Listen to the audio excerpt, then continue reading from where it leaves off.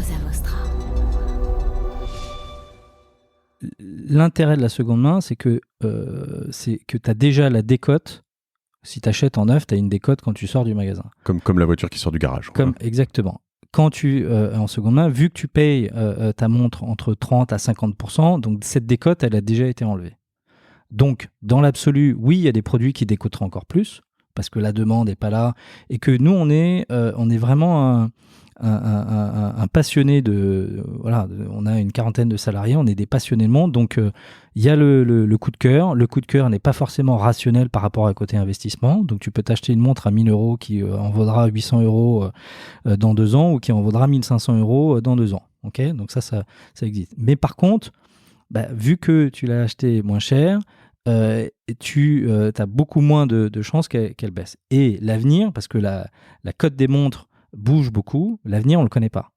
Donc, de spéculer, de dire, on est un banquier privé, de vous dire, celle-là, elle va prendre 10% par an, en dehors de nos amis de chez AP, Rolex ou Patek, le reste, il y a des réflexes, c'est de prendre les best-sellers des marques. Ça veut dire que quand tu prends, ce que je citais un peu tout à l'heure, chez Jaeger, alors c'est pas 1 000 €, mais tu prends la Reverso chez Jaeger, tu sais que c'est un incontournable, elle est iconique.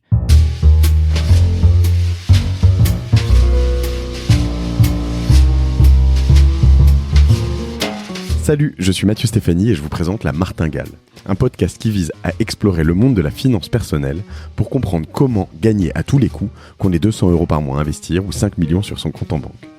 On va pas se mentir, c'est un peu ambitieux, mais les faits sont là. Jusqu'à maintenant, j'ai pas pris le temps de m'intéresser à tous ces sujets et il est temps que ça change. Alors abonnez-vous, des éclairages gratuits, ça commence par là.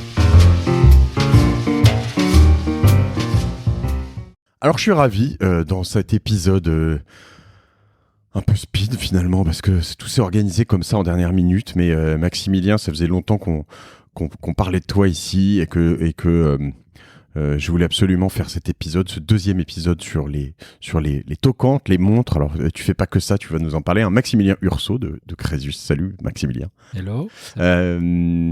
Alors je suis ravi parce que quand tu fais un podcast qui s'appelle La Martingale avec quelqu'un qui a une boîte qui s'appelle Crésus, tu dis a priori ça doit bien se finir. À moins que tu aies une addition des positifs qui fasse un négatif peut-être. Hein, mais, Non, on est dans le même état d'esprit, on est d'accord.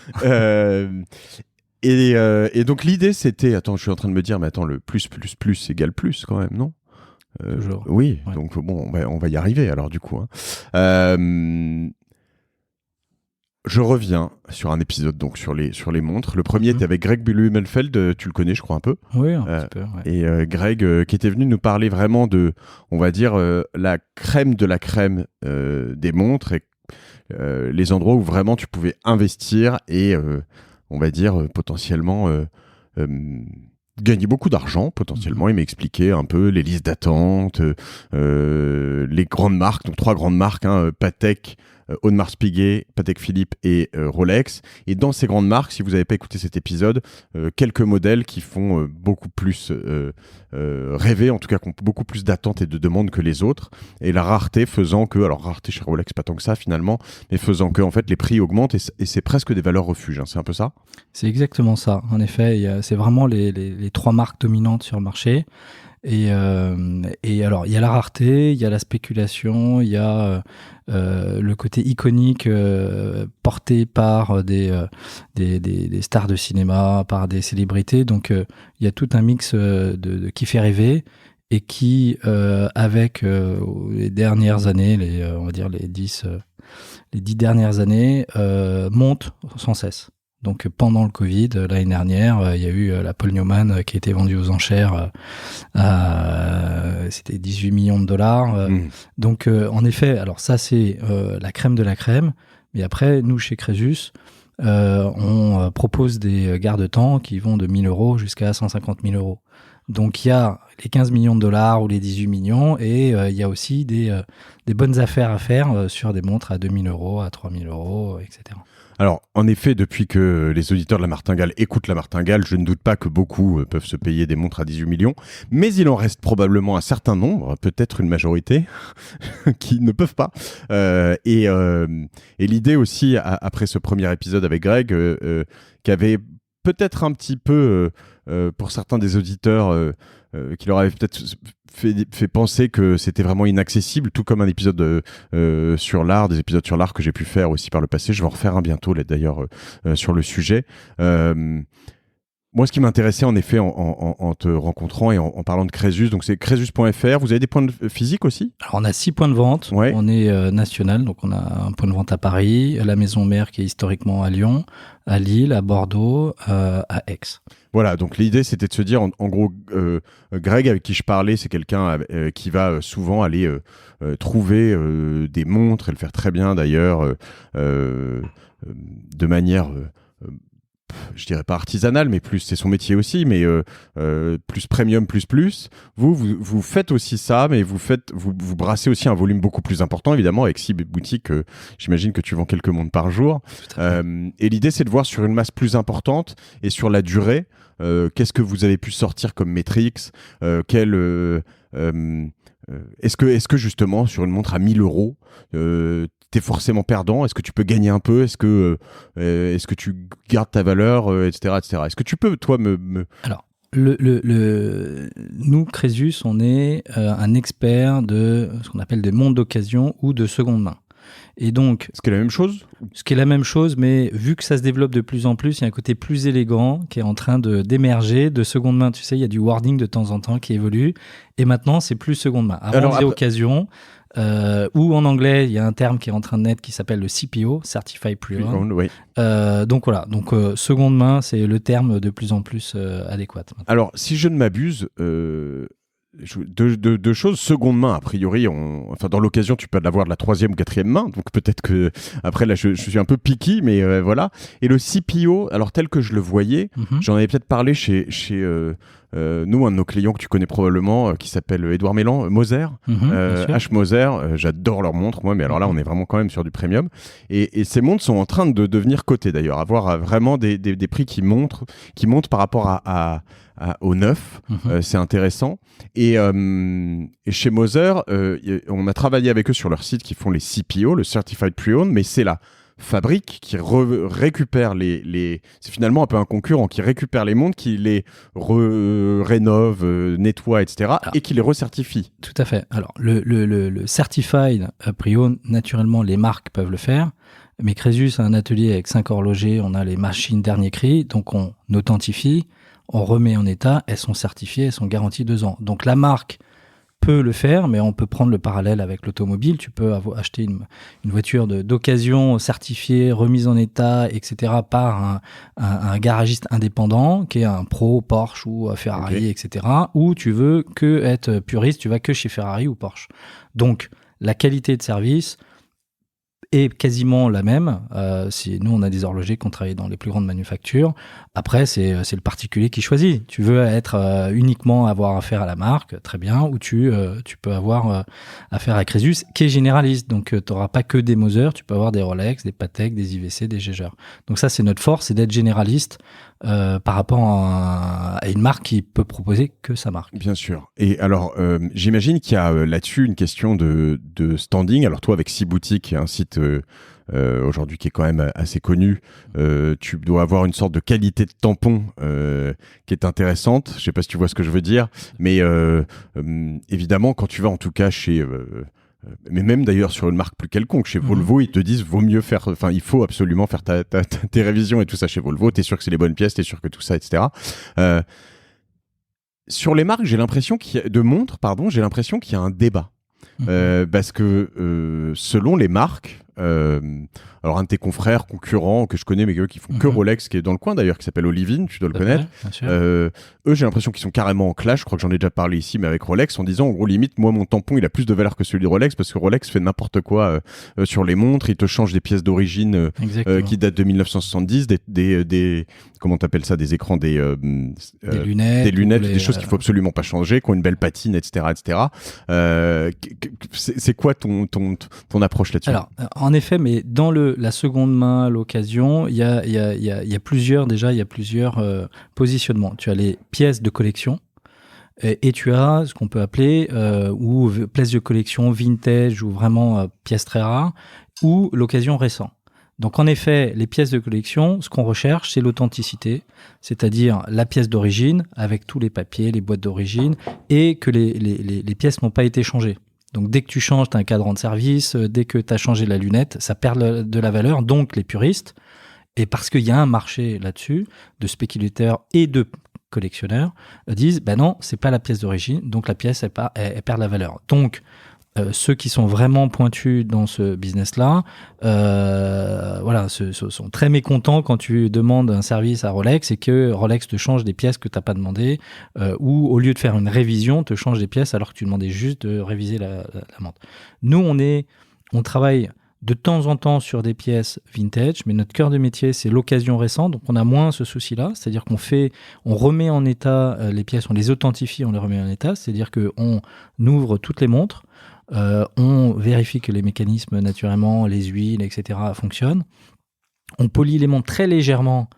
Et en effet, les puristes ne veulent pas polir les montres, mais c'est certains modèles. Donc nous, on a beaucoup de modèles, puisqu'on est plus généraliste, qu'on polit. Et là, tu as une montre seconde main, quasiment neuve, avec, en fonction de la pièce, soit un prix qui a augmenté et tu peux investir dessus, ou soit un prix en dessous des prix du marché, entre 30 et 50%, sur lequel tu peux, quand c'est des best-sellers de marques comme la portugaise chez IWC, la Reverso chez Jaeger ou la Navitimer chez Breitling, soit ne pas perdre, donc tu te fais plaisir et tu as une valeur refuge, tu as investi 3, 4 000, 5 000 euros, soit gagner en valeur parce que les marques augmentent tous les ans, tous les 2 ans, 3, 4, 5%. Donc mécaniquement, les pièces n'évoluent pas, les best-sellers, ou très peu. Je comprends. Et les marques haussent le prix du neuf, donc le prix de l'occasion augmente. Donc tu peux, sans rentrer sans être un connaisseur et un expert, acheter des pièces qui sont des best-sellers de grandes marques, qui ont une qualité intrinsèque top, et qui sont quasiment neuves chez Crésus. Alors avant de venir sur les petits prix et justement quel est le ticket d'entrée selon toi, dernière question là-dessus, si je vends une montre, si tu vends une montre toi, qui a un certificat d'origine, est-ce qu'elle a une plus grande valeur que si elle n'a que un certificat Crésus, entre guillemets? Alors en effet, le prix, avec la demande qui a augmenté, avec cette recherche des pièces les plus rares et les plus demandées, il y a un ranking sur la valeur des pièces. Tu as ce qu'on appelle une pièce full set, donc tu as les boîtes d'origine, les papiers d'origine et la montre d'origine qui est nickel. Elle vaut plus qu'une boîte où tu as une montre où tu as juste la boîte, juste les papiers mais pas la boîte, ou tu as uniquement la montre. Par contre, vu donc que ne jetez jamais les boîtes et les factures d'origine. Et tu as la boîte, tu as la surboîte, tu peux avoir les stickers, etc. Donc ceux qui sont passionnés et très amateurs savent que si tu as les stickers d'origine, si tu as un peu les goodies qui vont avec, ça donne plus de valeur. Et c'est, là, je suis en train de me dire, tu vois... J'ai acheté une valise Rimowa il y a 2 semaines. J'ai jeté pas le carton, non, mais j'ai jeté le grand sac Rimowa. J'aurais peut-être pas dû, en fait, parce que peut-être que Rimowa va devenir un iconique et que dans 20 ans, la vendre avec ce sac à la con. Mais c'est ce qu'on appelle tout le business du resale. Le business du resale, tu l'as dans les sneakers, tu l'as dans les sacs à main. Pareil, si tu as un sac Hermès Kelly, tu gardes le sac, le papier de soie, etc. Parce que tu veux acheter de la seconde main, mais tu veux avoir toute l'histoire qui va avec. Tu te prends en selfie avec la vendeuse pour... Exactement. Pour avoir vraiment l'histoire. Tu as la facture d'origine. Nous, on a des pièces où il y a la facture d'origine. Donc, tu as la facture d'origine, elle a été où, quand, on barre le nom du propriétaire naturellement, mais donc tous les éléments. Donc, tout ça donne de la valeur. Par contre, par rapport à ta remarque, le fait d'avoir la facture Crésus et la garantie Crésus, quand tu regardes sur des blogs, vu qu'on existe depuis 28 ans, c'est également, ça donne de la valeur à la pièce. En disant, je l'ai acheté à quelqu'un particulier sur le Bon Coin, sur Chrono24, ou je l'ai acheté à Crésus et j'ai la facture Crésus, je sais que c'est pas fake et je sais que la qualité de la montre a été révisée de façon impeccable. Et alors là-dessus, du coup, j'imagine qu'il faut aussi idéalement que je revende sur Crésus. Tu veux pas me dire le contraire? Non. Attends, nous, je préfère, mais on est dans un marché complètement ouvert. Il y a plein d'acteurs. Il y a des acteurs qui sont sur des marketplaces. Il y a des acteurs qui ont juste leur site Instagram, etc. Dans le monde idéal, je préfère, mais tu peux pas garder les clients et pour X ou Y raison, ils préfèrent vendre à différents acteurs en fonction de leur volonté. L'intérêt ou l'avantage de vendre chez Crésus, c'est que tu viens dans une boutique, donc il y a beaucoup d'acteurs qui n'ont pas de boutique. Deuxièmement, tu as la possibilité, et on a beaucoup de clients qui le font, d'échanger avec d'autres produits. Donc, tu n'es pas obligé que pour vendre. Donc, tu dis, tiens, j'ai une Rolex, je veux acheter une Vacheron Constantin, je veux acheter une AP, etc. Ce sur quoi tu as une... parce que le modèle, c'est quoi? J'imagine que si je vends chez toi, tu prends une commission. Tout à fait. Qui est de combien? C'est très variable. Là, on est comme à la bourse. Ça dépend de l'offre et de la demande. Ça change tout le temps. Donc, on va dire que notre commission, elle est entre les super best, entre 5-10%, ce qui n'est pas beaucoup pour un retailer, jusqu'à, on va dire, à peu près 30% pour des produits tout venant. Voilà. D'accord. Et donc, si je vends, j'achète, je laisse chez toi sur mon portefeuille Crésus, j'ai une commission réduite ou quelque chose comme ça? Exactement. Bien sûr, puisque tu fais double transaction, tu viens, tu proposes une montre et tu en prends une autre. Donc nos honoraires sont plus légers. Ok. Alors, je reviens à cette question du ticket d'entrée, justement. Pour essayer de comprendre, tu parlais de montre à 1 000 euros. Est-ce que... et j'ai du mal à me projeter, moi, en effet. Est-ce que à 1 000 euros, tu peux à la fois te faire plaisir, ça me semble assez évident, mais aussi pas sortir immédiatement avec une montre qui n'en vaut plus que 500 Alors, l'intérêt de la seconde main, c'est que tu as déjà la décote. Si tu achètes en neuf, tu as une décote quand tu sors du magasin. Comme la voiture qui sort du garage. Exactement. Quand tu en seconde main, vu que tu payes ta montre entre 30 à 50%, donc cette décote, elle a déjà été enlevée. Donc, dans l'absolu, oui, il y a des produits qui décoteraient encore plus, parce que la demande n'est pas là, et que nous, on est vraiment un passionné on a une quarantaine de salariés, on est des passionnés de monde, donc il y a le coup de cœur. Le coup de cœur n'est pas forcément rationnel par rapport à côté investissement, donc tu peux t'acheter une montre à 1 000 euros qui en vaudra 800 euros dans 2 ans, ou qui en vaudra 1 500 euros dans 2 ans. Okay, donc ça existe. Mais par contre, vu que tu l'as acheté moins cher, tu as beaucoup moins de chances qu'elle baisse. Et l'avenir, parce que la cote des montres bouge beaucoup, l'avenir on le connaît pas. Donc de spéculer, de dire on est un banquier privé, de vous dire celle-là prend 10% par an, en dehors de nos amis de chez AP, Rolex ou Patek, le reste, il y a des réflexes, c'est de prendre les best-sellers des marques. Ça veut dire que quand tu prends, ce que je citais un peu tout à l'heure, chez Jaeger, alors c'est pas 1 000 euros, mais tu prends la Reverso chez Jaeger, tu sais que c'est un incontournable, elle est iconique, elle reste dans le temps. La portugaise chez Quand j'ai commencé à regarder les montres, la Reverso chez Jaeger, c'était déjà ce que je regardais, et c'était en 2000 ou quelque chose comme ça. Donc, et ça vaut combien une Reverso d'occasion? Alors, ça dépend, mais entre 4 à 6 000 euros en fonction des... Ah oui, donc ça a pas mal augmenté aussi depuis 15-20 ans. Tout à fait. Mais c'est les produits iconiques ont très peu changé. Et les marques, avec l'inflation, ont augmenté les prix. Donc, les mêmes modèles ont changé. Naturellement, il y a eu une tendance de fond qui est... il y avait des mouvements État ou des mouvements génériques, c'est-à-dire que les manufactures parfois partageaient le même mouvement, ou c'était Swatch Group, ou c'était les maisons Richemont qui avaient Zenith, Zenith qui faisait les mouvements pour Rolex et pour d'autres marques, etc.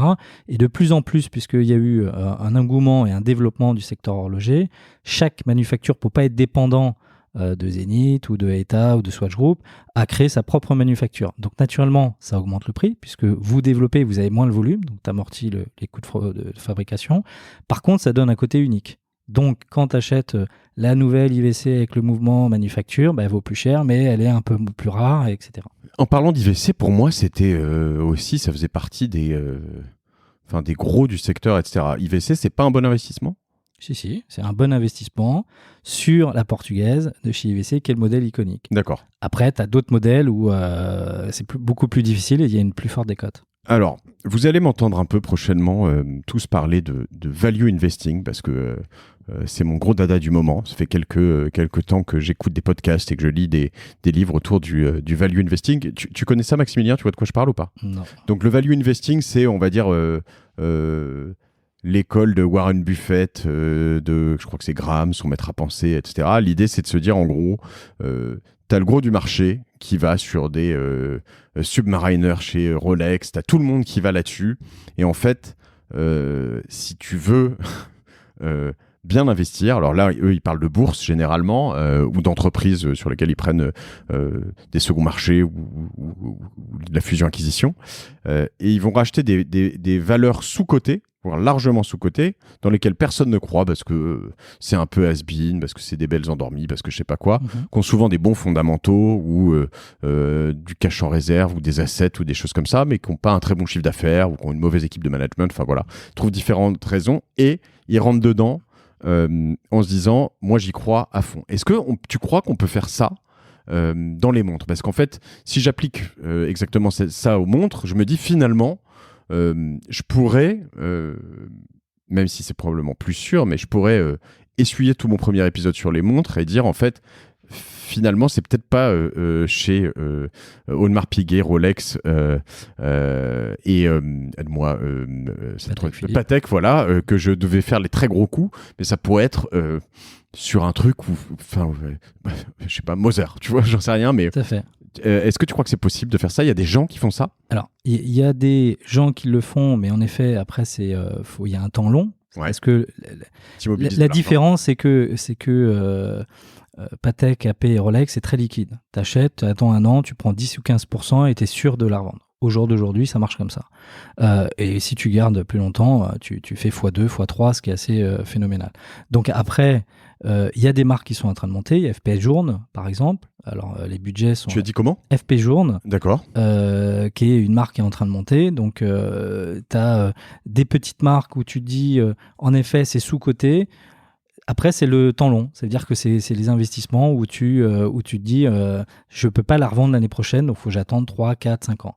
Donc, nous, en tant que commerçants, on n'est pas spéculatif. C'est-à-dire qu'on adresse toutes les marques. Donc, tu peux avoir des marques qui sont top comme Hamilton. Ça fait partie du Swatch Group. C'est un super bon rapport qualité-prix. Les produits sont super design, etc. C'est pas chaud comme produit. Mais dès qu'on en a, ça part tout de suite. Donc tu vois, tu as des petites marques comme ça qui peuvent, sur lesquelles maintenant je ne te conseillerais pas en tant que spéculation. Mais il y a des rapports qualité-prix. Tu as Oris, qui est une super marque. Ils ont leur propre mouvement. C'est une belle manufacture, c'est une maison indépendante. C'est français, je crois. C'est suisse. Ah, c'est suisse, ouais, ok. Je croyais que c'était Oris. Donc voilà. Donc là, tu parles de marque. En effet, je vois les prix de 700 à 2000 euros, quoi. Voilà. Hein, ouais. Parce que ça appartient, Hamilton, ça appartient au Swatch Group, donc ils ont en termes de coûts de fabrication des coûts qui sont super bas, un positionnement, une histoire, ils ont quelques modèles iconiques et les produits sont super bien manufacturés. Donc tu as des paris comme ça à faire. Donc tu peux le faire. Nous, on n'est pas un parieur, c'est-à-dire que vu qu'on est commerçant, moi je me dis pas je vais acheter un stock de Hamilton, je les garde pendant 5 ans, nos produits tournent en moyenne 1 mois et demi, 2 mois, donc ça rentre, ça sort tout le temps. Donc on a plus de suivre la tendance du marché. On peut donner des inflexions. Par exemple, on a intégré des marques neuves. Donc, tu as une marque neuve qui s'appelle Trilob, Egi, des marques françaises. Donc, on est un peu en train de pousser ces marques neuves. Donc là, on n'est plus dans la seconde main, mais c'est aussi un pari de se dire, il y a des ex de grandes marques où il y a des passionnés qui ont monté des concepts particuliers, ou Rébellion, ou Constantin Tchekin, qui est un russe fou, qui fait des montres Joker. Donc, on en a 2, il doit y en avoir 3 en Europe, etc.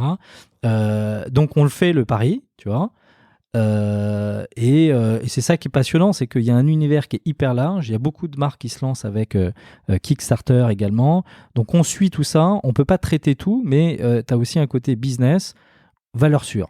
Donc c'est un mix entre business, valeur sûre, et on va s'amuser, on va aller dénicher un peu les pépites d'aujourd'hui qui peuvent être les standards de demain ou les pièces chaudes de demain. Donc tu as un côté rigolo là-dessus et investissement. Donc tout à fait, ça existe aussi dans l'horlogerie. Très bon, Constantin Tchekin. Là, je regarde en même temps. Les montres Joker, ça s'achète à des prix raisonnables, ça, tu dis? C'est environ 15 000 euros. Oui, d'accord. Donc là, on est remonté plus que au risque. C'est raisonnable. Pour la haute horlogerie, c'est raisonnable. C'est plus raisonnable quand tu es à 200, 300, Non, 15 millions. Et puis c'est ce que tu dis, c'est raisonnable, c'est-à-dire que c'est ce que j'ai appris avec, moi, je le recite, pardon, mais Moser, c'est que en fait, ils nous disent on n'est pas de la très haute horlogerie, quoi. Ils nous disent on est de la haute horlogerie, nos montres les moins chères sont à 12 000 euros. Exactement. Et tu dis oui, bon, mais voilà, il faut bien voir que tu es quand même dans des... Alors, sauf si tu te foires un peu, et en effet, ça doit arriver, mais que tu n'es pas dans des montres qui perdent 20, 30, 40% de leur valeur, normalement, immédiatement en sortant de tout ça. Donc, ça peut résister, c'est ce qu'on dit depuis tout à l'heure. Exactement. Il y a quand même un effet, j'imagine, contexte économique. Si jamais... entre guillemets, le monde s'effondre, le prix de l'ensemble des montres n'a pas tendance à résister plus qu'ailleurs. Alors, si le monde s'effondre, je pense que la montre changera pas le monde. Donc, oui. Après, si ça se fissure, comme c'est un peu le cas aujourd'hui, ça, c'est dans toutes les écoles de commerce, dans les livres d'économie, c'est primauté au leader. Donc, en effet, valeur refuge, valeur leader. Donc, ça se voit d'autant plus. Tu le vois dans le neuf, hein, les dernières études le montrent. Dans l'occasion, c'est pareil. Dans le neuf, Cartier s'en sort très bien, Vuitton s'en sort très bien. Dans l'occasion, Rolex, Patek, etc. Donc, en effet, tu as les outsiders ou les marques qui émergent en période où tout va bien, émergent plus facilement. Et quand le marché se resserre, c'est un peu plus difficile pour elles d'émerger. Ou sinon, il faut être super inventif, super malin et créer un concept assez innovant. Tu précises dans le neuf, juste pour bien comprendre, un Vuitton, pour moi, qui est une marque que je respecte énormément, mais qui est pour moi une marque de maroquinerie. Ouais. Donc ça vend bien en neuf, mais en occasion, ça décote quand même. Alors, non je parlais Vuitton, la marque Vuitton, c'est-à-dire que les chiffres, là, tu vois que la marque cartonne dans le monde entier, alors qu'on est dans une crise sans précédent. Donc je ne parle pas de Vuitton, l'horlogerie en particulier. Et donc, dans l'horlogerie, en effet, c'est les leaders qui bénéficient de la crise. Je précise une chose parce que je vais sur les sites en même temps de Hamilton, de Oris, éventuellement Constantin Shekin. Alors, lui, je crois pas qu'il fasse ça, mais chez Oris, chez Hamilton, au moins, j'ai cru voir des montres à quartz ou des montres à écran digital. Ça, on est d'accord. Enfin, d'ailleurs, peut-être pas. Moi, j'aurais une tendance à me dire, on ne va que sur les automatiques. Pas forcément. Non, pas forcément. Non, on a des montres à quartz. On a justement vendu des montres digitales tag. La montre est restée, je crois, sur notre site 3 jours ou 4 jours. Donc c'est un test, mais il y a une demande du marché. Donc soit tu te dis je suis puriste, c'est que les montres mécaniques, soit tu fais le constat que Apple Watch est plus grand en termes de volume et de chiffre d'affaires que l'ensemble de l'industrie horlogère, et tu te dis il y a une demande sur le marché. Donc nous on le prend en compte, et tu as des très belles montres généralement pour les femmes, mais pas que, qui sont plus bijoux et qui sont à quartz, donc historiquement, même s'il y a beaucoup de femmes qui aiment bien les montres mécaniques et qui aiment porter des montres d'hommes, mais tu as aussi des montres à quartz. Pour rappel, montre donc mécanique ou automatique. Donc mécanique, c'est des montres qu'on remonte, c'est ça. Donc vous voyez ce que c'est, remonter une montre tous les 2 jours. Et automatique, c'est un mouvement qui fait qu'avec le mouvement de ton poignet quotidien, elle se remonte toute seule. C'est un peu l'idée. Exactement. Et quartz, c'est avec une pile. Quartz, c'est avec une pile. Oui, évidemment. Tout de suite, pour moi, ça me fait beaucoup moins rêver. J'ai du mal à me projeter là-dessus, mais si tu et après électronique, c'est la Citizen ou la Seiko. Tu peux faire des coups sur des Citizen ou des Seiko? Oui, parce que tu as un prix neuf et un prix de revente. C'est pas notre cœur de métier. Hein. Nous, on a un atelier horloger avec 5 horlogers. Notre cœur de métier, c'est les montres naturellement mécaniques, automatiques ou mécaniques pas automatiques. Et on en fait de temps en temps à quartz. Et alors justement, parce que tu vois, moi j'ai au poignet un tracker d'activité et une montre de chaque côté. Parce que je me vois pas remplacer des toquantes mécaniques. Ça, c'est quand même une menace, entre guillemets, sur le marché. Est-ce que le déploiement des Apple Watch et des... Alors, c'est une menace sur, en effet, tout ce qui est un peu access, c'est-à-dire les montres qui étaient justement dans les 1000, 2000 euros, etc., ou 500 euros. C'est vraiment celles qui ont pris de plein fouet le développement, parce que toi, tu as une montre et un bracelet électronique. Il y a des gens, ils veulent pas avoir 2 trucs au poignet. Donc, dans ce cas-là, il y a quelque chose qui passe à la trappe. Tu es en train de me faire passer pour un tolard, Maximilien.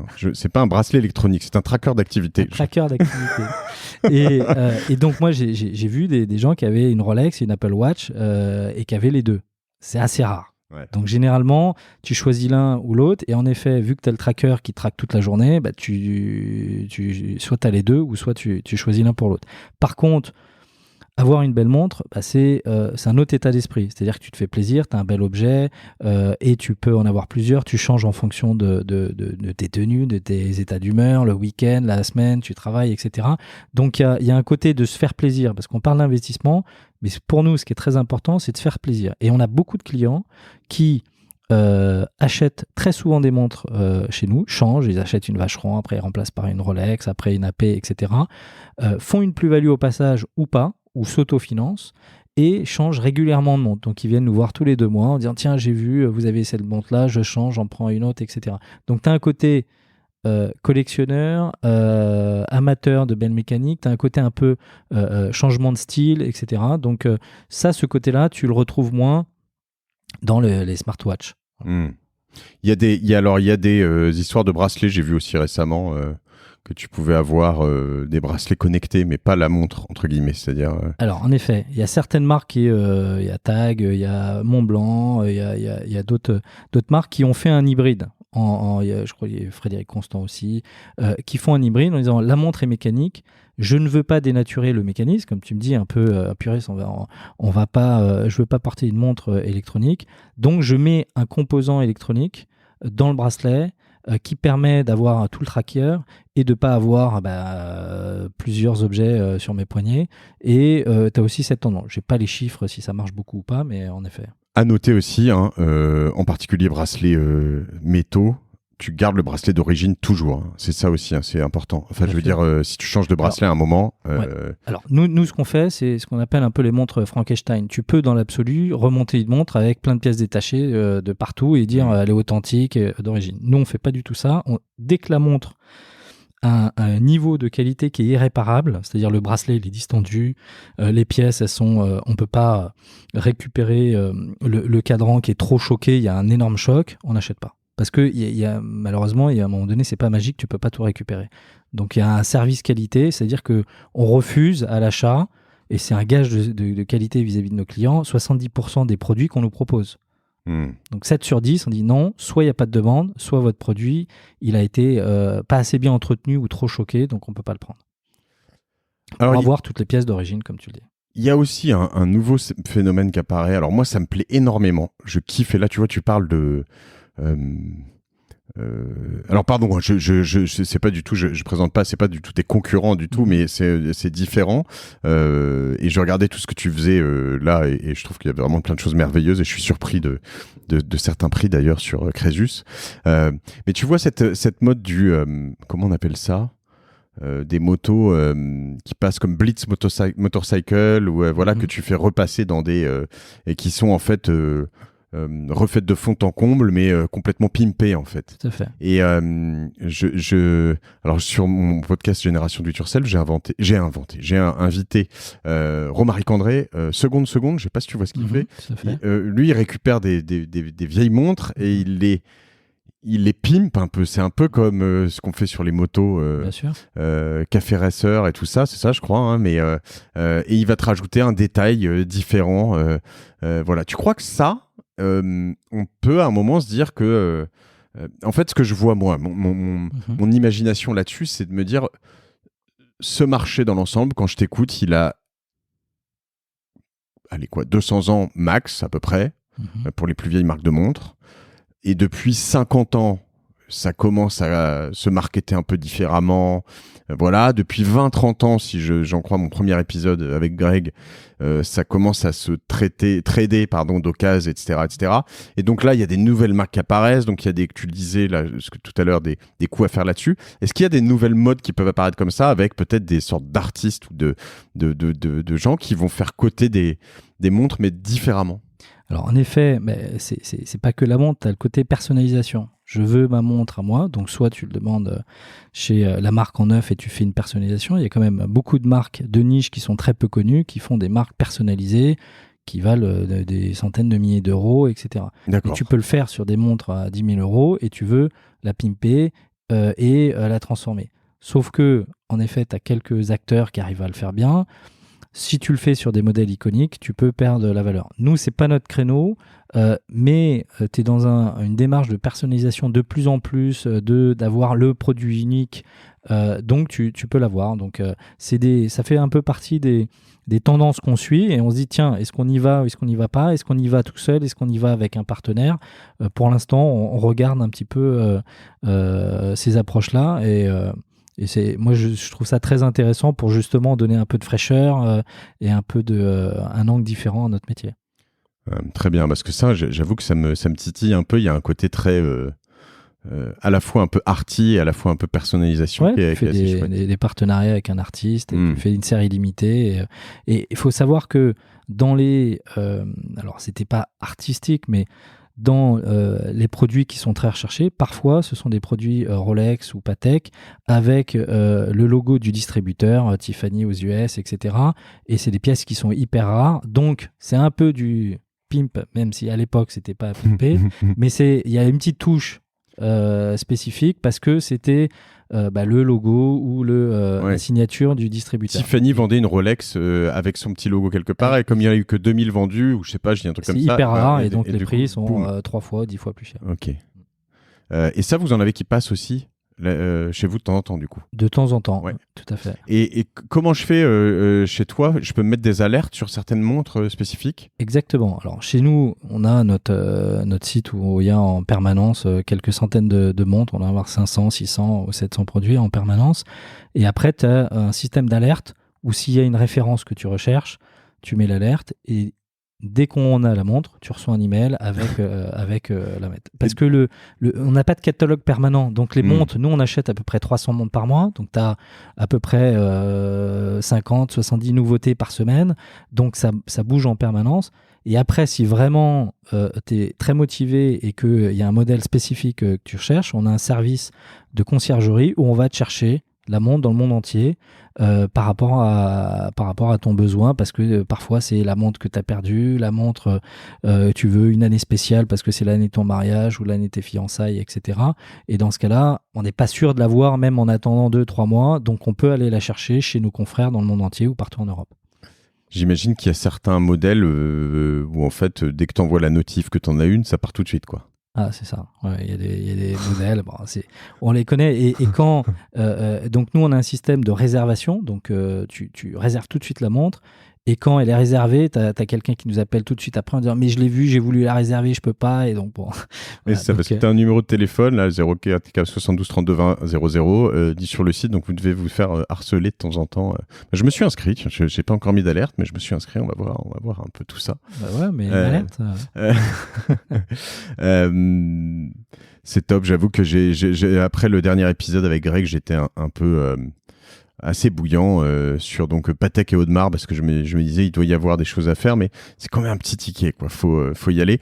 Il y en a pour toutes les bourses. Tu peux te faire plaisir, en termes d'investissement, donc en termes de produits, parce que tu as des designs qui sont complètement différents, tu as des histoires qui sont complètement différentes. Tu as Omega, la Speedmaster, tu as chez en effet IWC, chez Jaeger. Donc tu n'es pas obligé d'aller sur des pièces qui sont tout de suite à 10, 15, 20 ou 40 ou 50 000 euros. Et les designs, ce qui est très intéressant, c'est que très souvent, tu as 1 ou 2 modèles iconiques dans chaque marque. Donc tu peux regarder en fonction de tes goûts et tu peux trouver ton bonheur avec différents types de budgets, avec un bon retour sur investissement très souvent. Alors il y a une chose qu'on avait à peine évoquée, je crois que j'en ai parlé en sortant. Il faut faire attention quand même à ces objets, la différence entre un bitcoin, alors on peut perdre un bitcoin en perdant son code, mais un compte en banque et potentiellement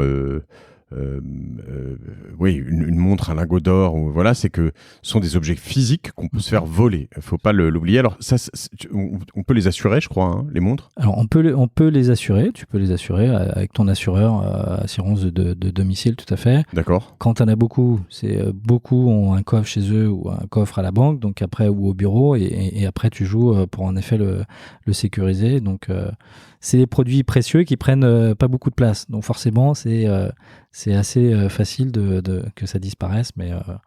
Oui, parce qu'il y a des coins, on en parlait justement, notamment dans certains beaux quartiers où ouais, on rentre dans les halls d'immeubles, voilà, donc faut faire attention quand même à ça, faut le rappeler, faut l'assurer. On a tous les et surtout, si malheureusement ça arrive, aussi déclarer la perte, ce qui permet avec le numéro de série que la montre elle ressorte un jour. Parce qu'à un moment donné, elle va passer par la manufacture. Donc ça, c'est un réflexe à avoir. Si malheureusement il y a un cambriolage, etc., c'est toujours bien de déclarer la perte et de déclarer à la marque. À la marque. La marque avec le numéro de série. Et donc la marque, normalement, elle doit te la rendre. Alors, si l'assurance t'a remboursé, elle le rend à pas, mais la montre peut ressortir 2-3 ans quand il y a un service auprès de la marque. Donc vous avez un certain nombre de déclarations. Vous n'êtes pas la marque, mais est-ce que nous on n'est pas la marque, donc c'est la personne qui a été lésée qui doit déclarer directement. Okay. Voilà. Donc nous c'est ce qu'on conseille de faire quand les personnes ont vécu ce type de situation. Écoute, c'est hyper intéressant. Alors, je te remercie. Tu m'as parlé de quelques marques plus entrée de gamme. C'est intéressant. On a vu donc ce qu'il fallait garder, les documents, les bracelets, les boîtes, les factures. On a vu, excuse-moi, un certain nombre de marques donc, sur lesquelles on pouvait aller. Une chose qui est assez claire pour moi, mais tu vas peut-être me dire le contraire. La montre, c'est suisse. Point. Alors, oui, non, c'est suisse, mais c'est... Tu dois pas froisser certains de tes... Non, mais les plus grandes marques sont suisses. Après, l'histoire de l'horlogerie, beaucoup étaient aussi français, et donc les Français sont passés en Suisse. Je vais pas refaire l'histoire, mais beaucoup connaissent par rapport à des faits historiques. Donc les Français sont allés en Suisse. Il y a des Allemands qui font des très belles marques. Il y a des Japonais qui font des très belles marques, des très beaux mécanismes. Et il y a une mouvance, une tendance où beaucoup de pays ou de personnes veulent faire leur marque en local. Donc, il y a un retour au local. Après, c'est une vraie expertise. Donc, c'est pas évident. Mais tu vois, nous, on distribue Constantin Checking, qui est un russe, et donc qui fait des marques et avec tous les mécanismes, fait tout in-house en Russie. Donc, oui, les plus grandes marques sont suisses, les plus emblématiques, mais tu as d'autres marques françaises, japonaises, allemandes qui sont très reconnues et des nouveaux entrants. Et donc, c'est ça qui est enrichissant, c'est que le secteur, même en période de crise, il y a beaucoup de nouvelles marques qui se lancent. Là, je vois des Ralph Tech, Réservoir, Satori Billard, Pékinier, etc. Tout ça. À Besançon, il y a un très gros il me semble aussi. savoir-faire qui se développe pas mal. Ouais. Ok. Intéressant, il y a quand même une petite prime à la Suisse, mais c'est un peu comme dans le gin en fait, quoi. Le gin ou le whisky, on fait des bons whisky japonais. Les Japonais en fait, ils se mettent dans le haut de gamme. Exactement, ouais, c'est fait. Il y a du bon gin français, je bois du gin français. Il n'y a pas de monopole, il y a une vraie expertise et un historique, mais il y a beaucoup d'endroits où on fait des très belles montres, des très beaux garde-temps. Ok, donc on a peut-être, si on commence à s'intéresser à l'univers, des chances de faire des beaux coups quand même peut-être ailleurs, en dehors des sentiers battus. Exactement, on peut se faire plaisir, porter des beaux objets et faire des bons coups en même temps. Bon, j'irais quand même peut-être pas acheter une montre, je sais pas, moi je dirais française, quartz.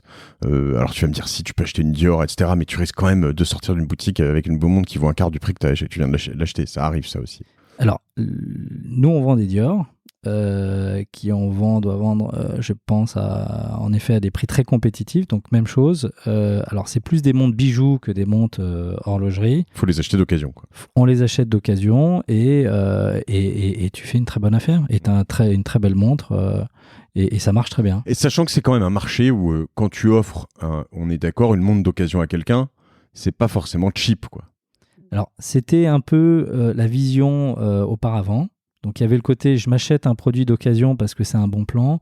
Et c'est en train de switcher parce que maintenant, tu as un côté un peu d'économie circulaire. Et pourquoi pas acheter de la seconde main. Donc, naturellement, il y a une très grosse tendance sur le prêt-à-porter, sur les accessoires, les chaussures pour les femmes, etc. Et donc, c'est en train de venir chez nous. Et nous, on a...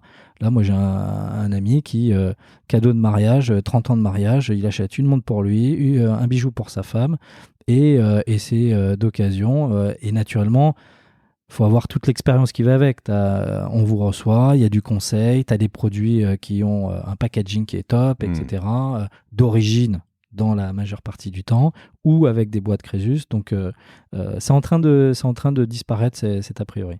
En CPO, vous saurez ce que c'est maintenant. Voilà. Certified Pre-Owned, seconde main, occasion. Écoute, top, j'ai appris plein de choses sur ce deuxième épisode, sur les montres. J'espère que vous aussi. Voilà, l'idée, c'est quand même vraiment d'avoir un panel assez large où tu peux investir plus que dépenser. Et je pense que dans les montres, on peut trouver son bonheur là-dessus, comme dans l'art, comme dans les voitures. On en fera d'autres. J'essaierai d'explorer de nouveaux univers. Alors, on se fait plaisir, on fait un bon investissement en même temps. Ouais. Tout à fait. Maximilien, est-ce que tu as une martingale à toi ? C'est quoi ta martingale à toi ? Ma martingale à moi, dans quoi tu fais tes bons coups ? Non, mais si je dois...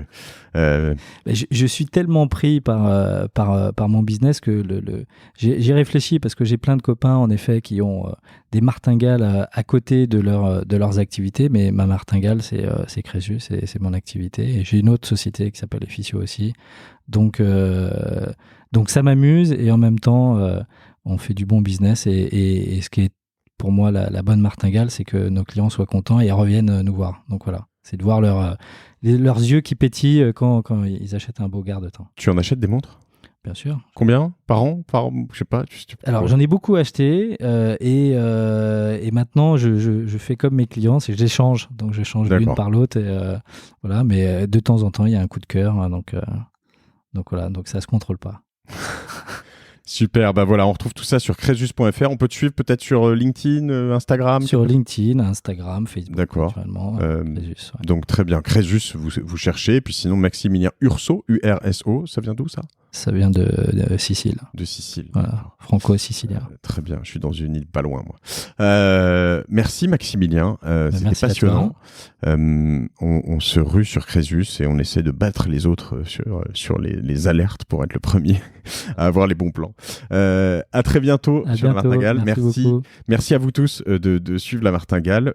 N'oubliez pas de partager ces épisodes à plein d'amis qui pensent que par exemple les montres c'est des dépenses débiles. Non, ce n'est pas forcément une dépense quand c'est bien fait. Voilà, l'investissement, c'est pas juste des bitcoins qui servent à rien, à part mettre de côté. Et je dis pas qu'il faut pas le faire, hein, j'en fais aussi, mais c'est aussi des objets qui sont beaux, qui racontent une histoire, qui sont faits par des mains et des outils de précision. Quand on visite un atelier une manufacture, c'est juste fantastique et on comprend pourquoi on va là-dedans. Donc allez-y, tout comme les voitures, la mécanique, c'est fantastique. Ça pourrait être la mécanique, c'est fantastique. Voilà, il y avait le plastique avant. Et voilà, donc faites-vous plaisir, investissez bien et écoutez la Martingale surtout, semaine après semaine. Je vous embrasse, salut. Au revoir à tous.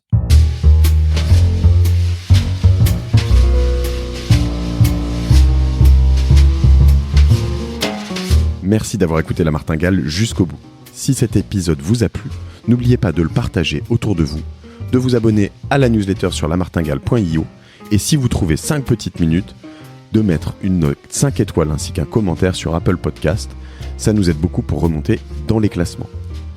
La Martingale est produite par Cosa Vostra, une agence de conseil tech et créative qui accompagne ses clients dans leur stratégie digitale pour qu'ils gagnent en visibilité, en singularité et en efficacité. Je remercie toutes les équipes pour la production. Je vous retrouve dans 15 jours. Je suis Mathieu Stéphanie et je vous dis merci.